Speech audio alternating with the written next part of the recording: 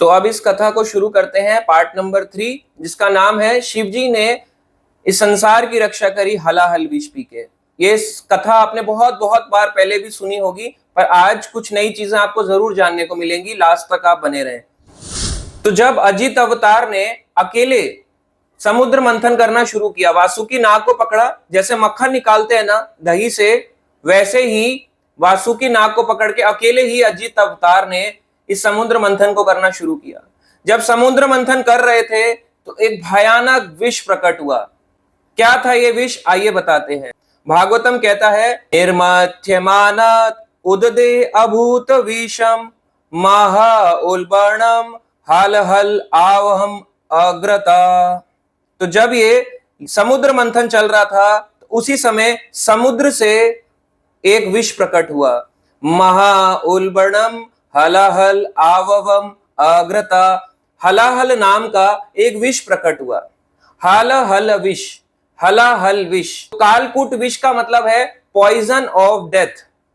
कालकूट, poison of death, ये इस विष का नाम था। अब ऐसा विष था कैसा कि ये पूरे यूनिवर्स को नष्ट कर सकता था।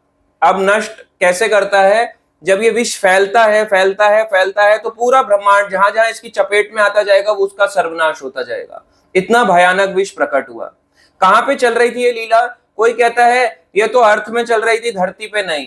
ये लीला चल रही है भगवान विष्णु के क्षीर सागर में। क्षीरोदक्षाई विष्णु है, उनका जो धाम है क्षीर सागर, हमारे इस ब्रह्मांड के अंदर आता है। उसी ब्रह्मांड के अंदर क्षीर सागर के अंदर ये वहां पे लीला चल रही थी। तो ये लीला कोई धरती की लीला नहीं। आप सोचो कि पैसिफिक ओशियन, अटलांटिक ओशियन, ये सागर, इंडियन ओशियन, यहाँ लीला चल रही थी। ये क्षीर सागर की लीला है, वहां पे ये लीला चल रही है। तो भगवान ने जब ये समुद्र मंथन से सबसे पहले क्या निकला, समुद्र मंथन करने के बाद विष, हलाहल नाम का विष। इससे एक एग्जाम्पल सेट होता है। क्या आचार्यस कहते हैं कि जब भी आप शुद्ध भक्ति की ओर आगे बढ़ो या आप भक्ति में आगे बढ़ो तो सबसे पहले आपके मन के गंदी चीजें बाहर आएंगी। इसका एग्जाम्पल आपको बताते हैं। जैसे यहां पे समुद्र मंथन से क्या प्रकट हो रहा था? अमृत। पर अमृत की जगह पहला क्या निकला? विष। और अमृत निकलता लास्ट में, यानी जो सबसे खतरनाक चीज है वो पहले निकल रही है और जो सबसे अच्छी चीज है वो लास्ट में निकल रही है। ऐसे ही भक्ति भी होती है। भक्ति में शुद्ध भक्ति, जो भगवान से प्रेम है, वो लास्ट में आएगा और अभी जो हमारे मन का गंदा मैल है वो पहले बाहर आएगा। कई बार जैसे लोग कहते हैं मैं चैंटिंग करता हूं या मैं चैंटिंग करती हूं तो मेरे मन में गंदे गंदे ख्याल आते हैं। क्यों आ रहे हैं मेरे मन में गंदे ख्याल? अच्छी बात है। अगर आपके मन में ख्याल आ रहे हैं तो भगवान क्या कर रहे हैं, यहाँ मन से, यहाँ से आपके माइंड, यहाँ पे दिमाग में ला रहे हैं और एक गायब, फिर यहाँ पे आया दूसरा गायब। तो ऐसी चीजें आएंगी और ये केवल एक जन्म की नहीं है। आप सोच रहे हो कि केवल मेरे इसी लाइफ के बैड थॉट्स आ रहे हैं मेरे पास, नहीं। इस लाइफ में अगर आपने पूरे लाइफ में कुछ भी गंदा काम ना किया हो, जो हमने पिछली लाइफ में गलत गलत या बहुत सारी ऐसी चीजें करते हुए आई हैं जो हमें नहीं करनी चाहिए थी, शास्त्रों के विरुद्ध थे हम, ऐसी ऐसी चीजें जो हमने करी हैं, उस कारण से आज इस जीवन में जब हम चैंटिंग कर रहे हैं तो वो सारे के सारे बैड थॉट्स हमारे माइंड में डेवलप होके आ रहे हैं। इसलिए जब हम चैंटिंग करते हैं, अगर आप ये सोचोगे चैंटिंग करते ही आंसू प्रकट हो जाएंगे, एकदम, है ना, बोलते हैं कि एकदम हाथ के रोए खड़े हो जाएंगे, आसान नहीं है। चैंटिंग करते हुए पहले मन में बुरे ख्याल ही आएंगे। पहला मन यही करेगा, मैं चैंटिंग क्यों कर रहा हूं भाई, मेरा तो बेकार है, मन ही चैंटिंग ही नहीं करनी चाहिए। और इतने में ही लोग चैंटिंग छोड़ देते हैं। जैसे एक और एग्जांपल देते हैं, कई बार दवाई खाते हैं तो लोग बोलते हैं देसी इलाज कराओ, देसी इलाज या विदेशी इलाज, इंग्लिश दवाइयां जिसको एलोपैथिक मेडिसिन कहते हैं। तो कई बार आपने देखा होगा स्पेशली आयुर्वेद मेडिसिन में, या जिसको लोग देसी इलाज कह देते हैं, तो उसमें देखा होगा कि कोई चीज ना बाहर आती है, बाहर आती है, बाहर आती है, बाहर आती है। अब मैं एक बेसिक एग्जांपल दे रहा हूं, आप ये मत सोचना कि ये मेडिसिन बेस्ट है या कोई मेडिसिन बेस्ट है, बट कभी कभी वो चीज बाहर आती है। बाहर आते आते आते हम इतना परेशान हो जाते हैं कि हम सोचते हैं ये ठीक हो रही है या और बढ़ रही है। तो बाहर आने के बाद वो बाद में ठीक होती है। ऐसा आपने एक्सपीरियंस किया होगा। जब भी कोई बीमारी होती है, कभी कभी हम उसकी मेडिसिन लेते हो, पहले बढ़ के आती है, फिर वो धीरे धीरे करके डाउन होके ठीक हो जाती है। ऐसे ही चैंटिंग में बुरे ख्याल पहले आते हैं, फिर भगवान से प्रेम बाद में लगता है, तब भगवान के चैंटिंग में इंटरेस्ट आने लगता है, रुचि, धीरे धीरे इंटरेस्ट डेवलप होता है। ऐसे ही जो समुद्र मंथन है, यहाँ पे अमृत बाद में प्रकट हो रहा है और पहले विष आ रहा है। इसलिए जब भी बुरे ख्याल आए तो चैंटिंग छोड़नी नहीं होती, चैंटिंग को और करते जाना है, करते जाना है, करते जाना है। ऐसे ही होता है। और कई ऐसे एग्जाम्पल्स हैं हमारे प्रैक्टिकल लाइफ में भी जिसको आप इस समुद्र मंथन लीला से रिलेट कर सकते हो, चाहे वो भक्ति के हो, चाहे वो मटेरियल ही क्यों ना हो। जब ये हलाहल विष निकला तो हलाहल विष से मछली, वेल, कछुए, सांप, ये सब एकदम क्या कहते हैं, एकदम हैरान हो गए। एकदम इनको लगा कि क्या ऐसे प्रकट हो गया जिससे सब कुछ विनाश होते जा रहा है। तो इनको सबसे पहले डर लगा, क्योंकि उसके सागर के अंदर, ये समुद्र के अंदर, पानी के अंदर ये चीजें प्रेजेंट होती हैं। जब सारा समुद्र उत्तेजित हो उठा, चारों तरफ समुद्र में ये विष विष फैल रहा है, ऊपर की ओर भी फैल रहा है, नीचे भी फैल रहा है, हर दिशा में ये विष फैलता जा रहा है। तो उससे वेल्स, समुद्र हाथी, एलिगेटर यानी घड़ियाल और तिमंगल मछली, ये सब के सब सतह पर आ गए। सतह समझते हैं, पानी से यूं करके बाहर आ गए, ऐसे करके सतह पर। क्यों आए बाहर? क्योंकि अंदर जहर प्रकट हो रहा है। जब आप समुद्र में या लेक के अंदर जहर डाल दो या गंदा हो जाए पानी, वहां का पॉल्यूट हो जाए, तो आपने देखा होगा मछलियां मर जाती है, बेचारी बाहर आ जाती हैं। ऐसी समुद्र मंथन लीला से बाहर आ रही हैं वेल्स, तिमंगल। तिमंगल आप क्या होगे, क्या है? पहली बार सुना है। ये सब तो आपने बताया, ये सब तो हमने सुना हुआ है। तिमंगल क्या है? भागवतम कहता है तिमंगल एक इतनी बड़ी वेल है जो ब्लू वेल से भी कई गुना बड़ी है, 100 गुना बड़ी भी होती है और ब्लू वेल को भी निगल जाती है। ब्लू वेल को बोला जाता है, साइंस कहती है, largest mammal on the earth. सबसे बड़ा प्राणी है ब्लू वेल। नहीं, ब्लू वेल से भी बड़ी है तिमंगल। तिमंगल ऐसे छोटे छोटे, जैसे हम खाना खाते हैं ना, खाना इतना सा साइज होता है, हमारा शरीर कितना बड़ा है, ऐसी तिमंगल मछली का होता है। तिमंगल मछली ब्लू वेल्स को भी खा जाती है निगल के। तो सोच के देखो कितनी बड़ी होगी तिमंगल मछली। हमें तो कभी, हम कहेंगे हमने तो देखी नहीं, हम कैसे मान लें? समुद्र की बहुत गहराइयों के अंदर रहती हैं। जरूरी नहीं है कि जो चीज देखी नहीं वो एग्जिस्ट नहीं करती। आप बोलोगे कलयुग में काश एक बारी बाहर आ जाती, तब देख लेते। कई लोग बोलेंगे उसका फिश फ्राई बना देते, मजा आ जाता। इतनी बड़ी तिमंगल, ब्लू वेल से ही बड़ी, तो उसको काट के कितने लोगों का भला हो जाएगा, माछ खा जाते उसका। तो वो चीज गलत है, आप उसको खा ही नहीं सकते। इतनी बड़ी मछली है, पर वो भी सतह पर आ गई। पानी की बहुत गहराइयों में, डीप अंडर वाटर्स रहती है, कितनी नीचे की गहराई से वो भी ऊपर आ गई। ब्लू वेल गहराई में रहती है, वो ऊपर आ गई, सतह पर आ गई। एलिगेटर, समुद्र हाथी, सब ऊपर के ऊपर आ गए। विष फैलता जा रहा था और अब देवी देवताओं ने सोचा एक ही उसका उपाय है कि चलते हैं भगवान शिव के पास मदद के लिए। कहां पे? कैलाश मानसरोवर। अब चाहते तो वो विष्णु से हेल्प ले सकते थे, क्यों विष्णु से हेल्प नहीं ली? भगवान विष्णु से सब कुछ कर सकते हैं। वहां प्रेजेंट है अजित अवतार के रूप में, नीचे कूर्म अवतार के रूप में प्रेजेंट है, ऊपर हजारों भुजाओं वाले भगवान बैठे हुए हैं। क्यों भगवान को ना पहुंच के वो शिव जी के पास जा रहे हैं? इसका कारण ये है कि भगवान के ही एक शक्तियावेश अवतार, भगवान के गुण अवतार कहलाते हैं शिव जी। तो ब्रह्मा, विष्णु, महेश, ये तीनों भगवान के, एक ही भगवान कृष्ण के गुण अवतार हैं। रजोगुण के, तमोगुण के, सतोगुण के। ब्रह्मा, शिव, विष्णु, ये तीनों अलग अलग प्रकार के इस प्रकार से अवतार हैं। विष्णु चाहे तो सब कुछ कर सकते हैं, बट शिव जी को क्रेडिट देने के लिए भगवान विष्णु देवताओं के साथ कैलाश मानसरोवर को गए। अब जब देवता वहां पहुंचे कैलाश में, तो उन्होंने देखा शिव जी तपस्या में यूं करके बैठे हुए हैं। किसकी तपस्या करते हैं शिव जी? कभी आपने सोचा शिव जी का? आपने बहुत रेयर आपने देखा होगा ऐसे खड़े हुए हैं, ऐसे भी खड़े रहते हैं पार्वती के साथ, बट ज्यादातर ऐसे एक पैर उनका ऐसा होता है इसके ऊपर और ऐसे करके उनके हाथ होते हैं। किसकी तपस्या कर रहे हैं? और आपने देखा होगा उनकी पीछे भुजाएं भी आती हैं, उसमें माला भी कर रहे होते हैं, या कभी दो ही भुजाएं दिखाते हैं फोटो में, माला कर रहे होते हैं। किसकी माला कर रहे हैं? जब दुनिया उनकी माला कर रहा है, दुनिया उन्हीं का नाम जप रहा है, तो वो किसका नाम जप रहे हैं? कई लोग कहते हैं वो स्वयं अपना ही नाम जप रहे हैं, ओम नमः शिवाय। नहीं, एक बार पार्वती ने क्वेश्चन पूछा, कई बार पहले भी बताया हमने, ये आता है पद्म पुराण में। उन्होंने शिव जी से पूछा कि हे शिव, हे भोलेनाथ, आप किसकी आराधना करते हैं? दुनिया आपकी आराधना करती है। भगवान शिव कहते हैं पार्वती से, आराधना नाम सर्वेशाम विष्णोर आराधना नाम परम। सारी आराधनाओं में से, इस पूरी दुनिया में जितनी आराधनाएं हैं, विष्णु की आराधना सबसे परम है, इससे बड़ी कोई आराधना नहीं है। तस्मात् परतरम देवी तदिया नाम समर्चनम। और उनसे भी बड़ी आराधना है उनके भक्तों की आराधना। तो उनके भक्तों की आराधना करने का कह रहे हैं। यानी कि गुरु परंपरा के जो भक्त हैं, ऐसे आचार्य की आराधना करना उनसे भी बड़ी आराधना है, ये वो कहना चाह रहे हैं, ये बोला गया। तो ये कह रहे हैं शिव जी कि मैं भी विष्णु के नाम का जाप करता हूं, और वो खुद इस बात को लिखा हुआ है तुलसीदास जी ने कि वो भी महामंत्र जाई जपत महेशु, महेश जी भी हरे कृष्णा जपते हैं। तो वहां पे कैलाश में ये जप रहे थे, किसका ध्यान करेंगे, किसकी तपस्या करेंगे, तो इस मंत्र में इतना आनंद में इतना लीन होते हैं कि उनको बाहरी दुनिया से कोई चीज का सरोकार, कोई लेना देना ही नहीं होता है, इतना उनको आनंद आता है भगवान का नाम जप करने में। तो वहां पे कैलाश में पहुंचे, चोटी पे बैठे हुए थे पार्वती के संग में।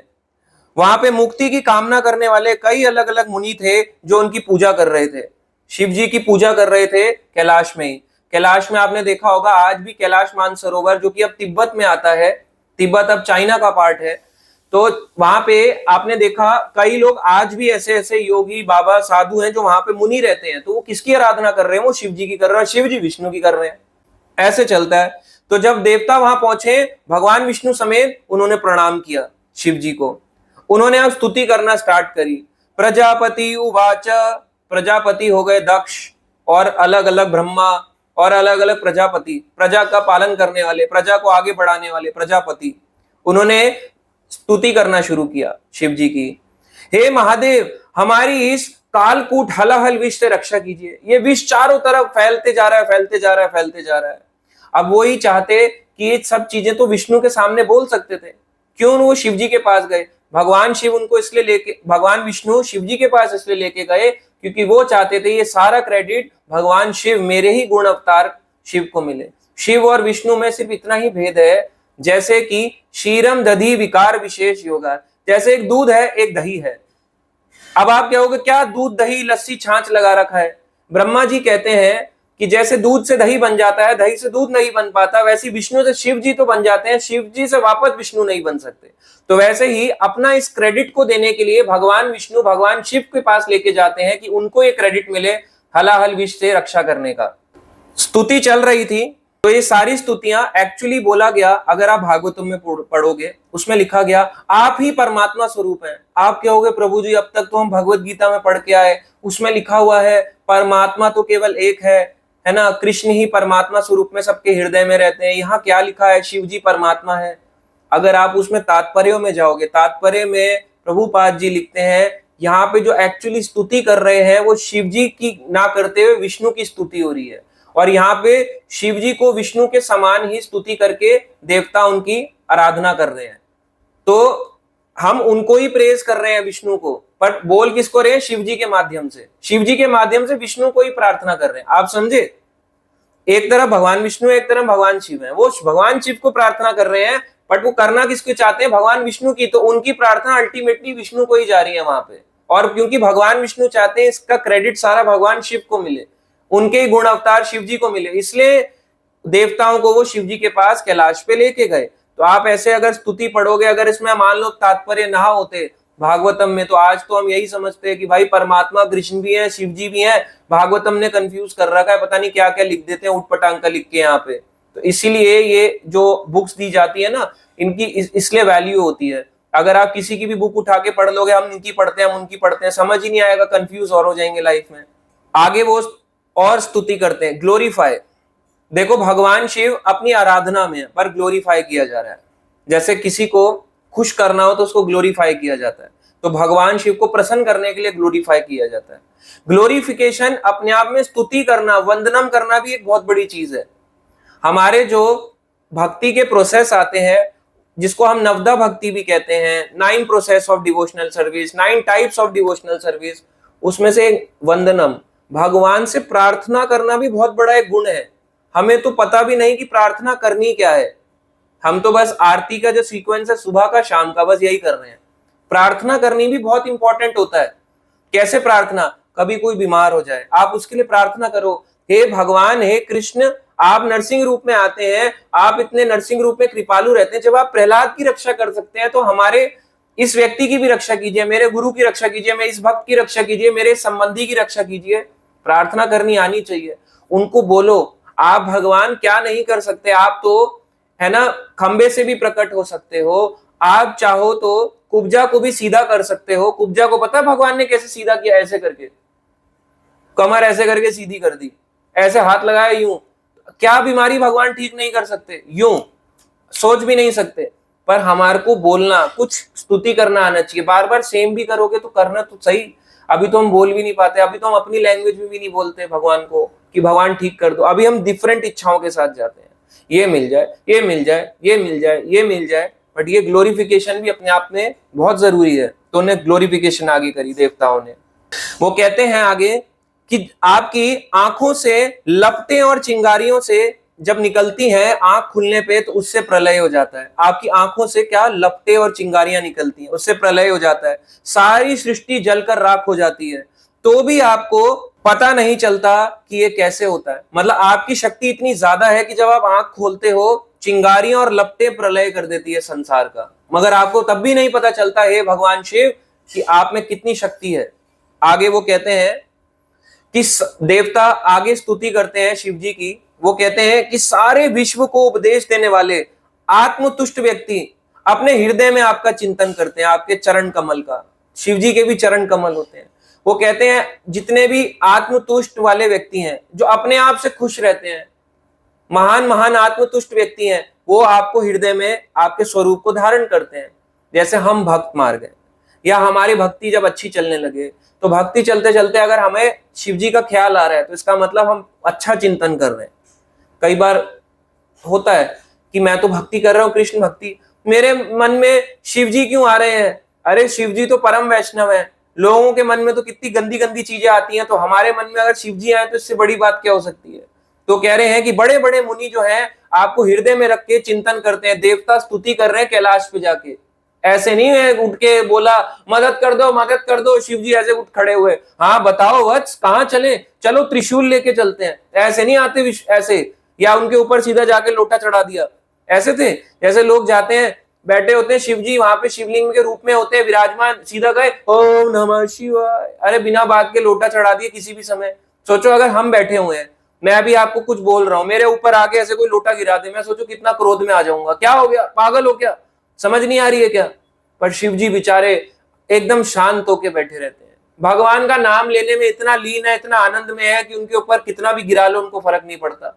पर देवता ऐसा काम नहीं करते, ऐसी बेवकूफी भरा काम भी करते हैं, बट हमसे थोड़े इंटेलिजेंट होते हैं।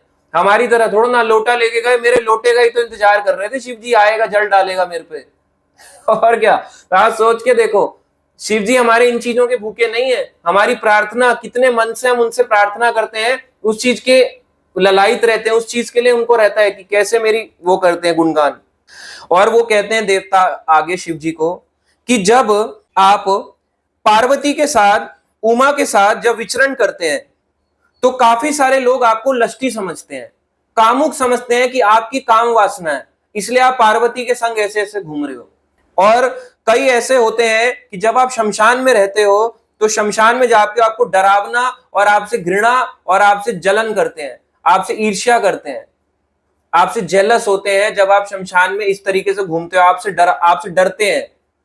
तो ऐसे लोगों को देवताओं ने कहा, ऐसे लोग शेमलेस होते हैं, जिनको शर्म ना आए। ऐसे लोग शेमलेस कहलाते हैं, जो शिव जी को कामुक व्यक्ति समझता है। और उनकी भी तो पत्नी है, आप ये देखो, उनकी पत्नी पार्वती, वो एकदम सुंदर श्रृंगार करके रखती हैं। शिव जी का श्रृंगार क्या है? भस्म, शमशान की राख, ये उनका श्रृंगार है। लगा सकते हो?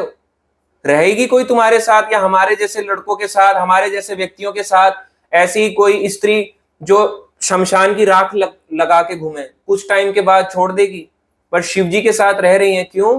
क्योंकि शिव जी को वो जानती हैं, ये डिटैच है पूरी तरह से, इस संसार में रहते हुए भी कंप्लीटली डिटैच है। अपनी पत्नी से भी अटैचमेंट नहीं, आ सकती नहीं है। शिव जी बहुत बड़ी एक चीज को सिखाते हैं, किसी चीज से आसक्ति मत पालो, एक चीज से पालो, आराधना नाम सर्वेशाम। केवल किससे? विष्णु और आराधना नाम परम। सारी आराधनाओं में से सबसे बड़ी आराधना विष्णु की आराधना। सारी आराधना फीकी है इसके आगे। ना तो तुम किसी और की आराधना करो, ना अपने घर वालों की, ना अपने ऑफिस वालों की, ना किसी व्यक्ति की, ना ही किसी अन्य देवता की। केवल विष्णु की आराधना ही सबसे परम है, ये शिव जी ज्ञान देते हैं। और अगर कोई इनको ना समझे, उनको लष्टी बोले, कामुक है, ऐसा व्यक्ति शेमलेस है। प्रभुपाद जी कहते हैं कि शिव जी बेशक इस तरह के शमशान के रूप में रहते हैं, शमशान की राख लगाए रहते हैं, नीचे ऐसे मृग छाल है, जटा बांधी हुई है, यहाँ पे वासुकी नाग को जगह दी हुई है, गले में वासुकी नाग है उनके। क्यों ऐसे रह रहे हैं? मुंडों की माला पहनी हुई है। वो डिटैच है, पूरी तरह से डिटैच है। कोई भी सांसारिक चीज उनको उनको अट्रैक्ट नहीं कर पा रही। उनकी पत्नी भी उनको अट्रैक्ट नहीं कर पा रही शिव जी को, इतना वो डिटैच है इस संसार से।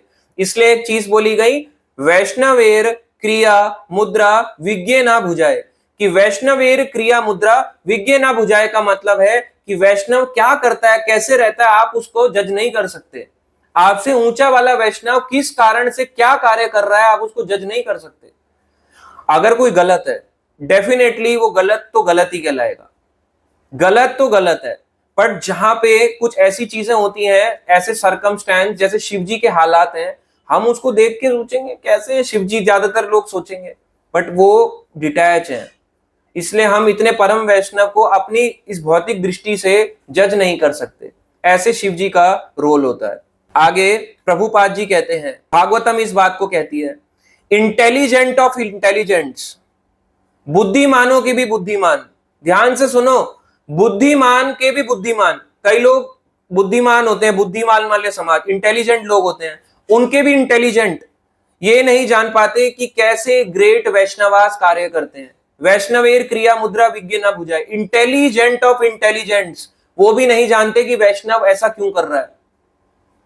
क्या आपको बताएं इसका एक और एग्जाम्पल? इसका एग्जाम्पल बताते हैं, आपको लेके चलते हैं इसका। षड गोस्वामी भाई मुसलमान समाज में काम कर रहे हैं, रूप सनातन। क्यों क्यों? देखने में तो लगेगा अरे कितने पतित हैं, ऐसे होता है, ऐसे सिखाया है कि बस झंडा गाड़ दो, मार डालो। बट उन्होंने अपने उससे सिखाया, अपने आचरण से सिखाया, अपने उस तरीके से सिखाया कि कैसे वैष्णव को रहना चाहिए। पर आम इंसान इन चीजों को जज नहीं कर सकता। प्रभुपाद जी को लेके आज तक लोग कमेंट करते हैं, ऐसे हैं, वैसे हैं, ऐसे हैं, वैसे हैं, ऐसे वैसे, इनकी गीता में ये गलत है, वो गलत है, ये गलत है। आप इतने ऊंचे वैष्णवों को जज कैसे कर सकते हो? Who are we? हम कौन होते हैं बड़े, अपने इतने बड़े बड़े वैष्णवों को, आचार्यस को जज करने वाले? कोई नहीं, हमारे हिम्मत ही नहीं है इन आचार्यस को जज करना। इसलिए जो शुद्ध भक्त होते हैं, शुद्ध वैष्णव होते हैं, हम उनको जज नहीं कर सकते। बट आप शुद्ध किसको कहते हैं, ये ध्यान देने वाली बात है। आजकल ये भी ध्यान देने वाली बात है, कलयुग का समय है, आप हर किसी को शुद्ध नहीं बोल सकते जो आपकी आंखों से दिख रहा है आपको। ब्रह्मा जी और देवता कहते हैं कि हमें भी आपकी पोजीशन के बारे में पता नहीं है, आपके बारे में हमें भी पूरी तरह से ज्ञात नहीं है कि आप कैसे कार्य करते हैं, कैसे रहते हैं, ऐसा क्यों आपका वेशभूषा, कैसे आपका ये रहना है, हुलिया है, पूरी तरह से वो भी नहीं जानते। शिव जी इतने दयालु हैं, तो दया खाने के बाद शिव जी उदार रहते हैं। उन्होंने पार्वती से कहा, हे उमा, हे भवानी, ये देखो ये देवता मेरे पास आए हैं। सारे के सारे देवता डरने के बाद आज मेरे पास आए हैं। क्यों? मेरे से हेल्प लेने के लिए। क्या हेल्प चाहते हैं? ताकि वो रक्षा करें। किससे रक्षा करें? इस हलाहल विष से रक्षा करें। अब शिव जी चाहते तो खुद नहीं कर सकते थे क्या? कर सकते थे, बट जब उन्होंने स्तुति करी, जब मांगने आए, तब हेल्प मिली। आप समझो इसका मतलब क्या है? God help those who help themselves. जब आप मदद मांगोगे तो मदद मिलेगी, मदद नहीं मांगोगे तो मदद नहीं मिलेगी। शिव जी चाहते तो मदद कर सकते थे अपने आप, बिना बोले भी, उनको सब जानते हैं, बट वो इनकी स्तुतियां सुनने के बाद प्रसन्न होके हेल्प करने के लिए आए। ऐसे ही जब आप किसी वैष्णव के पास, भक्त के पास जाओ, मेरी हेल्प कर दो, तब वो आपकी हेल्प करेगा। कभी कभी आपकी सिचुएशन जाने बिना भी वो हेल्प कर देगा, कोई भी भक्त आपको, बट आपको पता नहीं चलेगा हेल्प आप क्यों कर रहा है। वो अपने उदारता के कारण हेल्प करता है, मर्सीफुल नेचर के कारण हेल्प करता है। ऐसे शिव जी हैं। शिव जी कहते हैं आगे, पार्वती से कह रहे हैं इस बात को, सामने देवता खड़े हैं, ब्रह्मा खड़े हैं, भगवान विष्णु खड़े हैं। वो कहते हैं पार्वती से कि हे पार्वती, माया के वश में सारे लोग जो हैं आपस में ही लड़ते रहते हैं। इसका एग्जाम्पल देवता और असुरी हैं। क्यों लड़ रहे हैं? माया के वश में। इंद्र ने क्यों कार्य किया? अपने गले से माला निकाली, हाथी की सूंड में डाल दी, माया का वश, माया के कंट्रोल में है। बड़े बड़े असुर क्यों गिर जाते हैं? माया। क्या माया? माया केवल स्त्री नहीं है कि स्त्री पुरुष का संग माया, माया ये भी है क्या चाहिए? राजा बन जाऊं पूरे तीनों लोकों का, ये इंद्र भी चाह रहे थे, एक तरह से बलि महाराज भी चाह रहे थे। ये माया है, ये संसार माया है। जो भी चीज भगवान से दूर ले जाए वो कंप्लीट माया है, चाहे वो कुछ भी हो, धन, पैसा, स्त्री, पुरुष, दौलत, मेरा ये लैपटॉप, हमारा फोन, जो चीज हमें दूर लेके जाए वो माया है। और माया के कारण व्यक्ति आपस में ही एक दूसरे से लड़ता रहता है। शिव जी पार्वती को बता रहे हैं, तो माया इतनी स्ट्रांग है, इतनी बुरी तरह से हमें कैप्चर करा हुआ है, कंट्रोल करा हुआ है माया से। माया जिसको कोई नहीं हरा पाया, ऐसी है माया। कोई नहीं हरा पाया इसको आसानी से। अपने आप से तो भूल ही जाओ, एक ही तरह से हरा सकते हो, भगवान की शरण में जाके। शिव जी कहते हैं, और डिवोटीज ऐसे होते हैं, भक्त ऐसा होता है जो अपने इस नश्वर शरीर, पता है शरीर एक दिन नष्ट हो जाना है, इसको संकट में डाल के दूसरों की रक्षा करने का प्रयास करता है। कैसे हम रक्षा करते हैं आइए बताते हैं। जब आप प्रचार करने जाते हो, प्रचार करने के बाद या आप बुक डिस्ट्रीब्यूट करते हो, किसी को बोलते हो ये पता है ऐसा होता है, माला करने से ये होता है, अपने लेवल पे जो भी आप प्रचार करते हो, जरूरी नहीं है कि कथा करना, मैं कुछ बोल रहा हूं तो यही प्रचार है। आप किसी को भगवान की भक्ति को इंट्रोड्यूस करा रहे हो, वो भी प्रचार है। आप किसी के हाथ में माला दे रहे हो, प्रचार है। किसी को बुक दे रहे हो, प्रचार है। दो उपदेश, दो अच्छी बात बता रहे हो भगवान से जुड़ी, प्रचार है। और प्रचार में संकट तो रहता ही रहता है। आप ये नहीं सोच सकते कि जिसको मैं प्रचार करूं उससे आपको संकट ना हो। जिसको आप प्रचार करते हो वही आपका सबसे बड़ा विरोधी बन जाता है। ये भी होता है, ये होता है और होता था, होता रहेगा। प्रभुपाद जी ने कई भक्त शिष्य बनाए, बहुत से भक्त इस्कॉन को छोड़ गए, कई भक्त आगे बने। हो सकता है गुरु गलत हो, कभी हो सकता है शिष्य गलत हो, तो प्रचार में संकट आता है। छोटे वाला बड़े को समझाए तो बड़ा समझना नहीं चाहता, मैं तो ऐसे ही रहूंगा, अपनी गद्दी को लेके रहूंगा, बस पावर है, तुम मत समझाओ, तुम कौन होते हो। माया फाइटिंग में चला गया, समझ नहीं पाया, वो अपने आप को संकट में डाल के उपदेश दे रहा है, अपने से बड़े को समझा रहा है। बड़ा छोटे को समझाए तो वो भी संकट में जा रहा है, छोटा चाहे तो उसको मार सकता है। और जब आप अभक्त के पास जाते हो, कंप्लीट खतरा होता है। कैसे खतरा नहीं होता, आप सोच के देखो। जब आप सड़क पे जाते हो, सड़क पे जाके आपने किसी को बोला बुक ले लो, ये ले लो, वो ले लो, आपको हो सकता है गाली निकाल दे, आपको हो सकता है उठा के मार दे। आजकल तो मार भी देते हैं। आप कंट्रीज देखो, हमारी नेबरिंग कंट्री, हमारे ही देश का हिस्सा बांग्लादेश, क्या हाल होता है वहां पे, जला दिया जाता है अगर धर्म से जुड़ी कुछ भी बात को बोल दिया जाए। सीधा मनुष्य को तेल डाला और बीच रोड पे, सड़क पे जला देते हैं। तो आप जस्ट इमेजिन करो कि प्रचार करना संकट कितना बड़ा होता है। शिव जी कहते हैं फिर भी भक्त जो होता है खुद को संकट में डाल के प्रचार करता है। लोग तो केवल माया में ही पड़े रहते हैं, माया के कारण आपस में ही लड़ते भिड़ते रहते हैं, मगर भक्त उनको बचाता है, रक्षा करता है। बस करो लड़ाई, क्या करो, हरि का भजन, हरि का भजन करो और इस लड़ाई झगड़े माया के संसार से दूर हो जाओ। तो शिव जी पार्वती को ये बता रहे हैं। तो वो आगे उपदेश देते हैं पार्वती को। क्यों सिखा रहे हैं पार्वती को, क्यों बता रहे हैं कि पार्वती जानती नहीं? वो इसलिए बोल रहे हैं परमिशन के लिए, कि भक्त का गुण क्या होता है। भक्त जो होता है दूसरों के दुख में दुखी, दूसरों के सुख में सुखी होता है। अगर कोई व्यक्ति दूसरों के दुख में सुख हो रहा है, हा हा हा हा, मजा आ गया, आनंद आ गया, ये रो रहा है, तो समझ जा वो भक्ति नहीं है। अगर उसको दूसरे के आंसू में हंसी या आनंद आ रहा है, वो भक्त नहीं है। दूसरे का कष्ट में हमें कष्ट आना चाहिए, ये इसी को उन्नत भक्त कहते हैं। अब अगर हम सच में भक्ति में ऊंचे हैं ना, अपना लेवल आप खुद जज करो। अगर मेरे को किसी को देखना है, मैं मान लो आपको कष्ट आ रहा है, मैं हंस रहा हूं, हा हा, मेरे को तो आनंद आ गया, तो आप कहोगे प्रभु जी क्या है, कैसे प्रभु जी हैं, इनको तो हमारे कष्टों पे आनंद आ रहा है। इसका मतलब मैं केवल आपकी नजरों में ऊंचा हूं, पर भगवान की नजरों में सबसे नीचा हूं, क्योंकि मैं दूसरों के दुख में दुखी नहीं हो रहा। जो भक्त दूसरों के दुख में दुखी हो, दूसरों के सुख में सुखी हो, अपना सुख जाए कूड़े में जाए, पर दूसरों का सुख ज्यादा इंपॉर्टेंट है, अगर वो उसमें सुखी हो रहा है तो ये एक्चुअली भक्त की महानता है। इससे पता जज कर सकते हो आप भक्त में हमारे में कितना गुण है। तो पार्वती को ये समझाना चाह रहे हैं कि शिव जी, कि मैं उन भक्तों में से, मैं उन परम वैष्णव हूं, मैं वैसा परम वैष्णव हूं जो दूसरों के कष्ट को देख के सह नहीं पाता। अपनी रक्षा हो ना हो, बट उनको संकट से बचाता हूं। क्या करने वाले थे? हलाहल विष का पान। हो सकता था शिव जी की इससे जान चली जाए हलाहल विष पीने से, तो वो पार्वती को बता रहे हैं इसको भक्ति का गुण कहते हैं। ये समझाना चाह रहे हैं। ऐसे ही क्या हम में है भक्ति का गुण? क्या हम अपने आप को संकट में डाल सकते हैं? हम तो इतना भी संकट नहीं कर सकते। सॉरी टू से, सच बता रहा हूं आपको, आजकल के टाइम पे हम इतना भी अपना संकट नहीं कर सकते कि हम क्लास ले लें। किसी दूसरे को सिखाना तो बहुत दूर की बात, ये बहुत बड़ी चीज है। मैं भक्ति मार्ग में जब से आया हूं, मेरे को किसी ने नहीं बोला आप प्रीचिंग करो, वो करो, ये करो। मैं आपको ऑनेस्टली बता रहा हूं, बाद में आप सब हो गए, कोई भक्त हो गया, उन्होंने मोटिवेट करा है हर अलग भक्त ने, बट मैंने किसी से पूछ के नहीं आया। मैं जस्ट आया, जस्ट जैसे आप सब आए प्रचार करने के लिए। मेरे को किसी ने नहीं बोला। मैं बुक्स पढ़ा, बुक्स पढ़ने के बाद मुझे खुद ऐसा लगा कि मुझे चीज अपने तक नहीं रखनी, ये तो डाइजेस्ट होने वाली चीजें ही नहीं है अपने तक। अगर मैं केवल इसको खुद रख के पचा रहा हूं तो इसका मतलब मैं पापी हूं, मेरे को दूसरों को बताना है, तो दूसरों को बताना चाहिए। और सोचो, अब आप भी अगर किसी को बताना चाहो, अब आप सोचो, अभी तो हम इतना भी नहीं संकट ले पा रहे कि हम अपना समय निकाल के केवल सुनने आ जाए।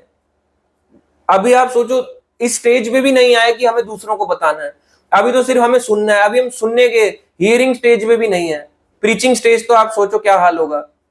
इसीलिए इसलिए बहुत इंपॉर्टेंट है कि पहले खुद सुनो। संकट में खुद, इतना तो संकट लाओ, नहीं तो भक्ति क्या है, भक्ति का गुण है। आप खुद को जज करो, दूसरे का दुख हो रहा है, चाहे आपका कितना भी बड़ा वो व्यक्ति, दुनिया का आपसे सबसे बड़ा वो क्यों ना, अगर वो दुखी हो रहा है, आप दुखी हो रहे हो क्या? अगर वो सुखी हो रहा है, क्या सुखी हो रहे हो क्या? मैं भी नहीं होता। हमें भी दूसरे का दुख देख के लगता है होने देना, क्या फर्क पड़ रहा है। इससे ही पता चल जाता है हमारा भक्ति का गुण, हमारे में कितनी भक्ति है। ये मेरा नेचर है, ये हम जैसे भक्तों का नेचर है। तो आप सोच के देखो अभी हम कहाँ हैं। तो शिव जी अपने बारे में बता रहे हैं कि कैसे उनका नेचर है, और वो बोलते हैं कि जो भक्त दूसरों के उपकार के लिए कार्य करते हैं, भगवान उनसे बहुत प्रसन्न होते हैं। जो भी दूसरों का उपकार करता है उससे भगवान प्रसन्न होते हैं। पर उपकार करने से पहले एक चीज ध्यान रखो, पहले अपना उपकार फिर परोपकार। चैतन्य महाप्रभु भी कहते हैं, जब तक तुम खुद ही नहीं समझ पा रहे हो, तुम दूसरों को नहीं समझा सकते। तुम खुद माला नहीं कर सकते, दूसरों को नहीं कह सकते माला कर लो। अगर मैं खुद बेसिक 4 नियम पालन नहीं कर रहा, मैं दूसरे को नहीं सिखा सकता कि तुम पालन करो। बोलूंगा भी, हो सकता है फॉलो ना करे। तो पहले खुद, तुम्हारी स्ट्रांगनेस कितनी है, हमारी स्ट्रांगनेस से सामने वाले की स्ट्रांगनेस बढ़ती है, ऐसे होता है। तो इसलिए वो कहते हैं, जब जिस भगवान उनसे प्रसन्न होते हैं, और जब भगवान प्रसन्न होते हैं तो वो कहते हैं हे पार्वती, हे उमा, हे भवानी, मैं भी प्रसन्न होता हूँ। शिव जी कह रहे हैं मैं भी उनसे प्रसन्न होता हूँ जब हरि प्रसन्न होते हैं, और हरि प्रसन्न होते हैं जब भक्त संकट में डाल के दूसरों का उपकार करते हैं। तो अगर आपको भगवान को खुश करना है, संकट का मतलब ये नहीं है कि अब आप सोचो प्रभु जी आपने तो बोला संकट, एक काम करते हैं, चलो चलते हैं कश्मीर में बॉर्डर पे प्रचार करेंगे। आसान नहीं है, बिल्कुल भी आसान नहीं है। पहले आप इतना करो कि मैं अपने थोड़े कंफर्ट जोन से बाहर आ जाऊं, बस। परोपकार करना चाहते हो, दूसरों का उद्धार करना चाहते हो, अपने थोड़े से कंफर्ट जोन से बाहर आओ। पहले सुनो बोला क्या जा रहा है, पढ़ो क्या लिखा हुआ है, फिर जाओ उनको बताओ। आप बुक्स सेल तो कर दोगे, बट वो कभी बुक पढ़ेगा नहीं। इसलिए बुक्स बिक तो बहुत रही हैं, बट सामने वाला, क्योंकि उनको पढ़ने के लिए कोई पढ़ाने वाला नहीं है और वो ताने वाला नहीं है, तो बुक्स कोई पढ़ भी नहीं रहा है। ये हार्ड ट्रूथ है आजकल के जीवन का। इसलिए शिव जी कहते हैं ऐसे ही मुझे परोपकार करना चाहिए, अपने प्राणों को रक्षा संकट में डाल देना चाहिए, और क्या करना चाहिए, इस हलाहल विष को पी जाना चाहिए। पार्वती फाइनली उनको इस बात की परमिशन देती हैं। पार्वती ये बात जानती थी कि उनके पति जो शिव हैं उनमें कितनी शक्ति है, इस बात को बहुत अच्छे से भली भांति जानती थी। इसलिए वो मुस्कुराती हैं और शिव जी को परमिशन मिलती है। तो आप बोलोगे शिव जी को पार्वती से परमिशन लेने की क्या जरूरत? वो एक ये दिखा रहे हैं कि शिव जी बड़ा कार्य करते करते भी साथ में अपनी पत्नी की परमिशन भी ले रहे हैं, उनसे पूछ रहे हैं, उनको बता रहे हैं, और उनको ये भी बता रहे हैं कि उपकार परोपकार करने के लिए संकट में डालना पड़ेगा खुद को। तो ऐसे नहीं कि पार्वती ने मना कर दिया, नहीं नहीं नहीं मेरे पति को क्या होगा, ऐसा हो जाएगा। तो अपनी पति की शक्ति को अच्छे से वो जानती थी। अब जो है शिव जी ने अपनी हथेली में ऐसे करके, हथेली में सारा का सारा क्या लिया, विष को ले लिया। आप बोलोगे समझने वाली बात, अभी आपने बताया प्रभु जी कि विष जो है चारों तरफ क्षीर सागर इस समुद्र में फैल गया। ये समुद्र नीचे भी जा रहा था, ऊपर भी जा रहा था, इधर भी जा रहा था, इधर भी जा रहा था, हर दिशा में फैल रहा था। कैसे फैला? फैलते फैलते कैसे शिव जी ने केवल ऐसे करके इसको निकाल लिया। तो शिव जी के पास इतनी शक्ति है कि वो जो है सारे विष को यूं घटा के अपने हथेली पर लेके आ गए। जितना भी विष था उसको अपने हाथ में यूं अपने हाथ में लेके आ गए। आप कहोगे क्या उसमें पानी भी था? ना ना ना ना, पानी नहीं, केवल जहर, हलाहल विष, कालकूट विष, इसको लेके अपने हथेली पे रख लिया।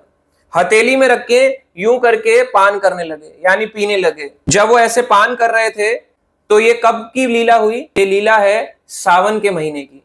कई भक्त इसमें कहेंगे तो सावन के महीने में ये लीला हुई, जिसको हम कहते हैं चतुर्मास का पहला महीना, श्रावण का महीना। उसी समय से ये हलाहल विष शिव जी ने इसका पान किया। कई बार आपको सुनने को मिलेगा कि ये लीला महाशिवरात्रि पे हुई, जिस दिन शिव पार्वती का विवाह हुआ। तो महाशिवरात्रि भी सही है और श्रावण का महीना भी सही है, तो ये दोनों चीजें अपने आप में सही है। तो शिव जी ने जब ये विष को पिया तो पीने के बाद अपने यूं गले में कंठ पे रख लिया। गले में कंठ में रखने से यहाँ पे नेक में उनकी नीले रंग की एक रेखा, नीले रंग की लाइंस बन गई। अपना अपना नेक देखो, आपको भी अपने अपने नेक के नीचे लाइंस दिखाई देंगी। ऐसे ही शिव जी के यहाँ पे नीचे नेक के नीचे लाइंस बनी और यही लाइंस आज के समय में उनका आभूषण बन गया। इससे शिव जी की पर्सनैलिटी और अट्रैक्टिव हो गई जब ये लाइंस बन गई। शिव जी ने अपने गले में इस विष को धारण कर लिया और क्या कहलाए? नीलकंठ महादेव। नीलकंठ महादेव से जाने जाने लगे। विष को अपने कंठ में रखा, नीलकंठ कहलाए, और अपनी शक्ति से उतर नहीं पाया। नहीं तो आप विष पियोगे, कोई है जो गर्दन में अपने गले में ऐसे करके जहर घूट के यहाँ पे रख ले और बोले मैं तो मरूंगा नहीं, मरूंगा नहीं, कोई भी ऐसा नहीं है। इसीलिए लोगों को कभी भी भगवान को कॉपी नहीं करना चाहिए, कभी कॉपी नहीं करना चाहिए। भगवान से सीखना चाहिए, कॉपी नहीं करना चाहिए। जब सावन का महीना आता है, आजकल का समय जैसे अब आने वाला है, इस साल सावन का महीना हर साल आता है चतुर्मास में पहला महीना। सावन के महीने में आपने देखा होगा लोग गाना चला रहे होते हैं, अरे बकड़ बुम बुम बम लहरी, पर हुटिंग करते हुए जाते हैं। ये क्या है? ये कौन है? और मुंह पे ऐसे करके पीते हुए जाएंगे। ये भक्त हैं, ये भक्त हैं। आप सोच के देखो इनकी कितनी मेंटालिटी कितनी लो है। शिव जी को कॉपी करने चले हैं। किस कारण से पी रहे हैं? ब्रह्मांड की रक्षा के लिए, और ये अपनी रक्षा भी नहीं कर पा रहे। और ऐसे करके बम लहरी, है ना, शिव जी जय भोले बाबा, और ऐसे ऐसे करके जा रहे हैं। और यूं, और पूरे रास्ते में आपने देखा होगा, आप सबके लोकल एरियाज में भी ट्रकों में भर जाएंगे डाक कावड़, प्रथम ये यात्रा, वो यात्रा, 10वीं यात्रा, 20वीं यात्रा, सारे गलत नहीं है। और जाते हैं ट्रकों में भर भर के, नशा करते हुए जाते हैं, नशा करते हुए आते हैं। क्या है ये? नशा करते हुए जा रहे हो, आपने धर्म का मार्ग ही खत्म कर दिया। शिव जी ने नशा करा ही नहीं, शिव जी ने विष पिया और विष से ब्रह्मांड की रक्षा करी। और हमने क्या किया? हमने विष नहीं पिया, हमने नशा किया। तो आप नशे को प्लीज विष से मत जोड़ो। शिव जी की ऐसे इमेज बनाते हैं, ऐसे करके शिव जी बैठे हुए हैं, यूं दाढ़ी बना रखी है, ऐसे करके बैठे हुए हैं, और यूं ऐसे करके वो गांजा जल रहा है। ऐसी ऐसी फोटोज लगा देते हैं लोग उनकी कैफेज में, अपने घरों में भी लगा देते हैं, ऐसे करके पी रहे हैं। अपने Instagram, Facebook, social media profiles में लगाते हैं, लोगों को बड़ा कूल लगता है। आई एम फॉलोइंग शिवा, मैं शिव जी का फॉलोअर हूं, ऐसे करके पी रहा होगा। अरे पागल हो क्या? शिव जी ने ऐसे करके विष पिया, ऐसे तो पिया ही नहीं। उन्होंने कोई गांजा नहीं मारा, कोई धतूरा नहीं मारा, किसी तरीके का इंजेक्शन नहीं मारा खुद को, कोई तरीके का पाउडर वाउडर नहीं खाया, या पाउडर वाले नशे नाक से नहीं खींचे। उन्होंने विष यहां पे रखा हथेली में और यूं पिया। आपने क्या पिया? आपने कुछ नहीं पिया। आपने, ऐसे लोगों ने केवल नशा पिया, नशा करा और उसको इस समुद्र मंथन की लीला से जोड़ दिया। ये बहुत ही घोर अपराध है। एक ऐसे महान वैष्णव, भगवान के शक्तियावेश अवतार, उनका अपमान करने का बहुत ही गलत है ये चीजें करना। कभी कॉपी नहीं करना चाहिए, और अगर कॉपी करना है तो फिर जहर लाओ, जहर पी के मर जाओ। यही एक उपाय है। इसी को कहोगे आप कि हमने शिव जी को कॉपी किया। तो सावन के महीने में अगर आपको सही रूप से मनाना है तो लोग जाते हैं सावन के महीने में, गंगा जल लेके आते हैं, उनका अभिषेक करते हैं। क्यों? क्योंकि जब शिव जी ने, ये भी एक रीजन है कि क्यों शिवलिंग पे जल चढ़ाया जाता है। जब इसी महीने में, सावन के महीने में, शिव जी ने हलाहल विष पिया, समुद्र मंथन से जो प्रकट हुआ, उनका जो विष है यहाँ पे लाइन, रेखा बन गई। इस विष को उन्होंने अपने गर्दन में धारण किया। इनका नाम कहलाया नीलकंठ महादेव, और इनके शरीर का ताप बढ़ने लगा। कई लोग इनको आज के टाइम पे जो कॉपी करते हैं वो एकदम नकली फॉलोअर्स हैं, नकली शिव भक्त हैं। कोई शिव जी को कॉपी नहीं कर सकता। शिव जी ने कोई नशा नहीं करा। शिव जी ने हलाहल विष, नशा नहीं, ये विष जहर था। तो जहर पी के तो इंसान मर जाएगा, तो उन्होंने ब्रह्मांड को बचाने के लिए विष को धारण किया। उनका ताप जब शरीर का बढ़ रहा था तो लोग इसलिए गंगा नदी का जल या पवित्र नदी का जल लाके शिव जी का अभिषेक करते हैं। तो ऐसे ही देवताओं ने शिव जी का अभिषेक किया, भगवान विष्णु समेत सबने अभिषेक किया, ताकि उनके शिव जी का ताप, शरीर का ताप ठंडा हो जाए। इसलिए शिवलिंग पे जल चढ़ाया जाता है। ये कारण है शिवलिंग पे जल चढ़ाने का, ताकि हे भगवान शिव, आपने जो हलाहल विष पिया उसका ताप ठंडा हो जाए और हम लोगों पे आप कृपा करें।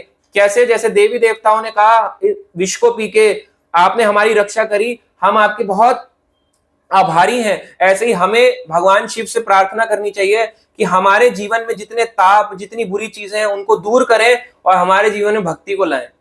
ये बोलना चाहिए। मांगते क्या है? अपनी इच्छा, और ऐसे ऐसे करके लोटा चढ़ा देते हैं। कई लोग आएंगे सोमवार को, आप देखना स्पेशली लोग जाएंगे, एक अपनी रूटीन साइकिल बना रखी है माइंड के अंदर, जाएंगे लोटा डाल देंगे बिना बात के। लोटा लोटा लोटा लोटा, पंडित भी कह रहे हैं डालो डालो लोटा डालो लोटा डालो। अरे आपने कभी भगवान के किसी विग्रह को देखा है 24 घंटे नहाते हुए? कोई विग्रह 24 घंटे नहीं नहाते। यहाँ लोग हैं नहलाते रहते हैं, हर समय मंडे नहलाएंगे, ट्यूसडे नहलाते ही रहेंगे। सुबह 7 बजे स्नान, मान लो ब्रह्म मुहूर्त स्नान का टाइम है, ठीक है, एक आध बार हो गया, 6 बजे 7 बजे 10 बजे आ रहे हो अपने टाइमिंग के हिसाब से शिवलिंग पे जड़, 11 बजे आ रहे हो शिवलिंग पे जड़, 12 बजे शिवलिंग पे जल, 4 बजे शिवलिंग पे जल। नहाते रहेंगे क्या शिव जी पूरे दिन भर? हम जैसा भक्त के ऊपर कोई एक लोटा, एक ऐसे पानी डाल दे, मेरे जैसा बेकार भक्त तो उनसे लड़ पड़ेगा। तो आप सोच के देखो, इतने परम वैष्णव पे डाल रहे हो फिर भी उनको फर्क नहीं पड़ रहा। इसलिए किस पर्पस से हम जल चढ़ाते हैं ध्यान देना चाहिए। ऐसी बस कॉपी पेस्ट नहीं करना चाहिए, जाए ये चढ़ा रहा था हम भी चढ़ाएंगे, रुद्र अभिषेक करेंगे।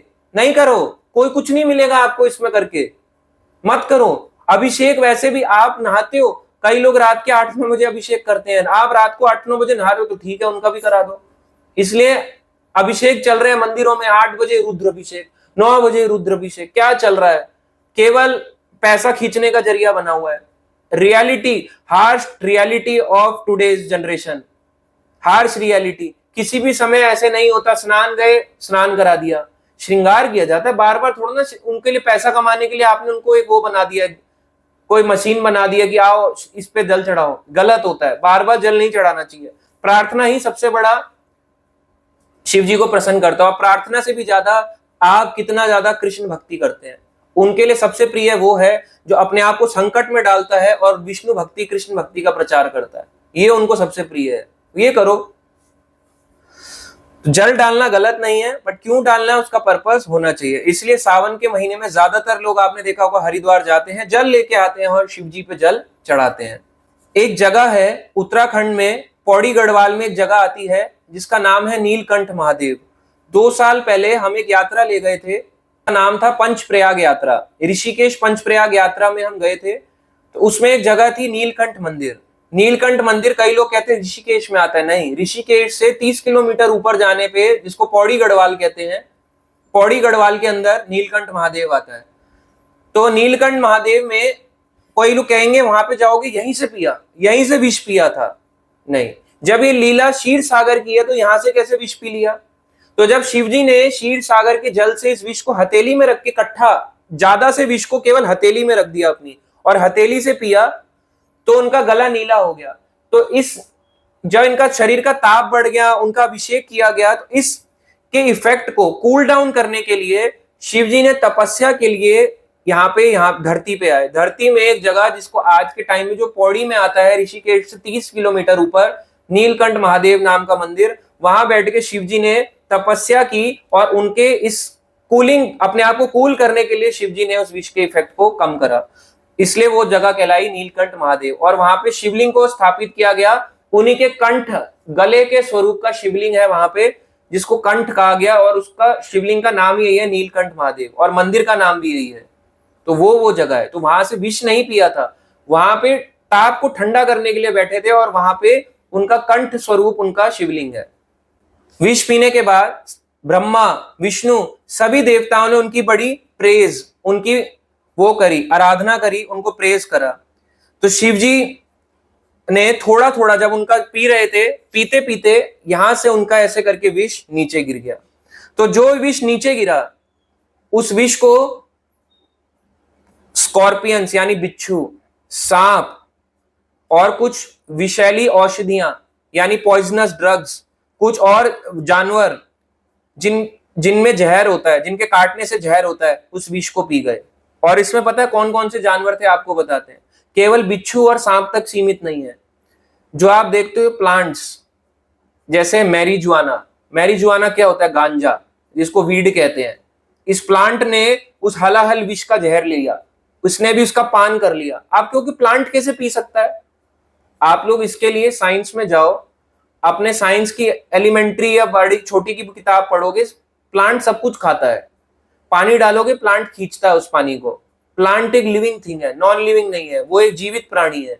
तो ऐसे ही मैरिजुआना इसने खींचा। धतूरा जो जहरीला है ना, मतलब जो विषैला है, जिसमें वो होता है, नशा है। ऐसे ही मच्छर, मच्छर से क्या होता है? डेंगू। तो मच्छर ने भी इस हलाहल विष को पिया। कभी सुना था आपने इस लीला में कि मच्छर ने भी इसको भी हलाहल विष को पिया है? मच्छर ने भी हलाहल विष को पिया। इसलिए जब मच्छर काटता है, डेंगू, फाइलेरिया, अलग अलग बीमारियां फैलती हैं। ये कारण है। इसके बाद सियार, जिसको जैकल कहते हैं, जैकल ने इस हलाहल विष को पिया। डॉग्स यानी कुत्ते, उन्होंने भी इस हलाहल विष को पिया। इसके अलावा जितने भी पॉइजनस होते हैं, शेर पॉइजन है, जिनके काटने से जहर फैलता है। चूहा, इनके काटने से जहर फैलता है, रेबीज हो जाता है डॉग के काटने से। चूहा के काटने से भी बीमारियां होती हैं। तो जितने हैं छिपकली, इन सब ने इस हलाहल विष का पान किया। आप किसी को काटो, कोई मरेगा? मैं किसी को काटू, कोई नहीं मरेगा। क्यों? हम एक साधारण है। एक प्लांट को आप टच कर लो, क्या प्लांट को टच करके मरोगे? अगर आपने कोई नॉर्मल प्लांट, आम का पेड़, चीकू का पेड़, ऐसा कुछ टच कर दिया, नहीं मरोगे। बट ऐसे ही जब आप वीड है, जैसे गांजा, ऐसे प्लांट्स को टच करते हो, मरता कोई नहीं है। बट इसका जो वो है प्रोडक्ट है, जो लीव्स हैं, इसको सुखा के लोग नशा करते हैं, वीडियो में फूकते हैं, इसको पिया जाता है। कई लोग जो है ऐसे ही अलग अलग चीजों को, पौधा, नशीले पौधे होते हैं, उनको पीते हैं, इनमें नशा होता है। आम में कोई नशा नहीं है। आप कहोगे नशा है, वो डिफरेंट टाइप का, वो स्वीट फूड है, बट नशा नहीं है। नशा होता है जो हमारे सेंसेस को काम करवाना बंद कर दे ढंग से। ऐसे ऐसे नशीले पौधे होते हैं। ऐसे ही डॉग का काटने से बीमारियां होती हैं, क्योंकि उसने हलाहल विष पिया। सियार के काटने से बीमारी होती है, उसने हलाहल विष पिया।